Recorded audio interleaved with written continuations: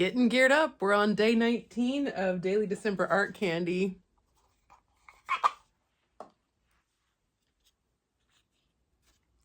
Make a wrapped gift into conceptual art. I don't know how successful that was, but I was trying to make a little present into also an umbrella. I can't wait to do this with you. I've been thinking about my hand-painted wrapping papers and some fun things that I can do with them today. And I would love to have you join me, and maybe it'll spur some ideas for you to try with your gifts. Let's do this. Here's what we'll be wrapping today.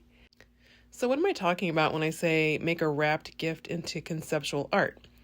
Well, one example is there were three of us and we were wrapping a gift that was in a shirt box, meaning there was quite a bit of, square footage on the top of the box. And so we decided to turn it into a garden. And there may have been collage aspects to it. I think we even had little garden markers for like carrots and celery, that are growing in the ground.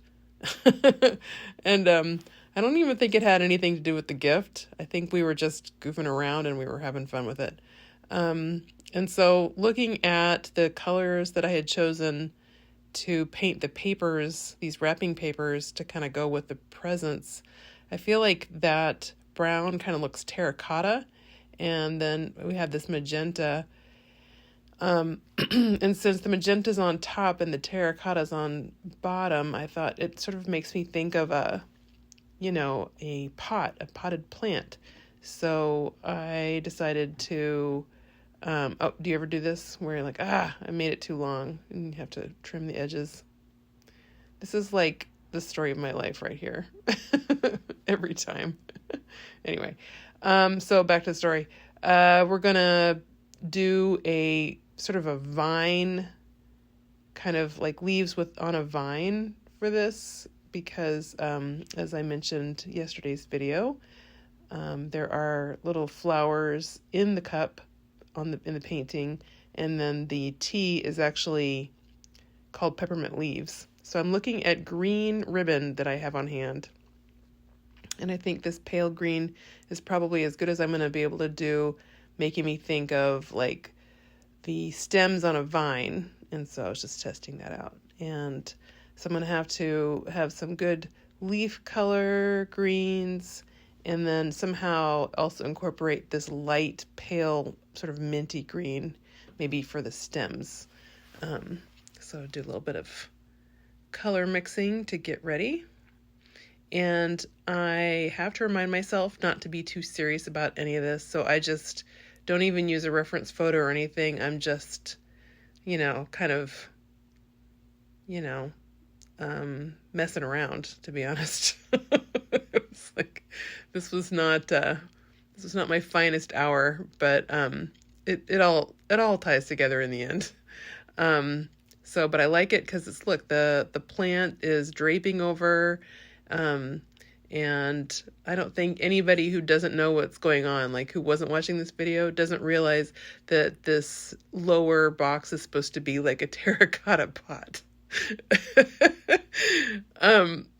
Still, this is a good time. Anyway, and you can't tell, this looks white, but it's actually a really pale green. So yeah, I get this painting all done, and then I start to think, you know what? This is looking unfinished to me. I don't like how, I don't know, because I was going kind of loose and wild and free, I don't like how it looks kind of sloppy. So, it's fun, but it's just, I don't know. It's not quite it yet. So I decided to take a Sharpie and do some defining lines around the leaves. And honestly, this really helped a lot. There was a video I did a while back where I was talking about how the human eye is built to detect edges and changes, and something about putting in these defining lines, I don't know, it sharpens everything up, even though these brush strokes are so crazy shaggy, So, this really helped a lot. I think it looks better like this. What do you think? And also, what do you think? Would you be interested in doing something wild like this where you're basically drawing or painting on the gift?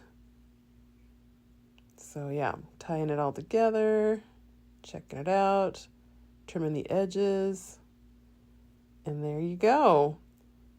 It is cute. Kind of fun. Maybe not exactly what I pictured, but not bad.